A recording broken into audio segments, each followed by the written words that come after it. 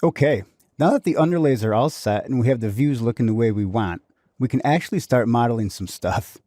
In this video, I'd like to add some receptacles to a room. To get started, let's jump into Revit.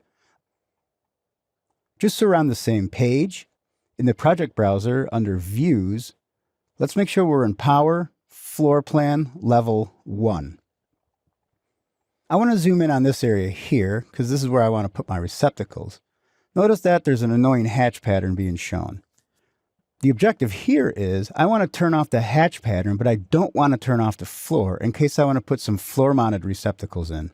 I don't want to in this case, but I want to leave myself open for that option. To do this, let's go to Visibility Graphics. You can either click the Edit button right here, or you can type VG on your keyboard. Under Model Categories, let's scroll down till we find Floors and select it. Notice that we can come over here and we can override the lines, the patterns, or even the transparency. In this case, I'd like to override the patterns. For foreground, uncheck Visible. For background, uncheck Visible just to make sure. Click OK. Click Apply. Click OK. There we go, that's a lot better. To place a receptacle, we'll go to the Systems tab.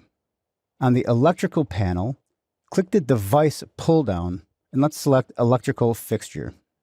Now remember, we have a Type Selector drop-down and we also have Placement. We do want to place it on a vertical face. And the type of receptacle, let's click the pull-down here. We have Standard or GFCI. I'll select Standard.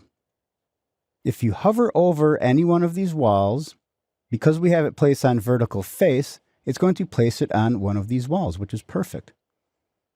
I'd like to place one here. I'd like to place one here.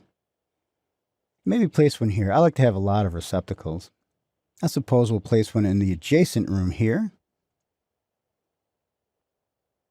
Here. Maybe I'll put one right here.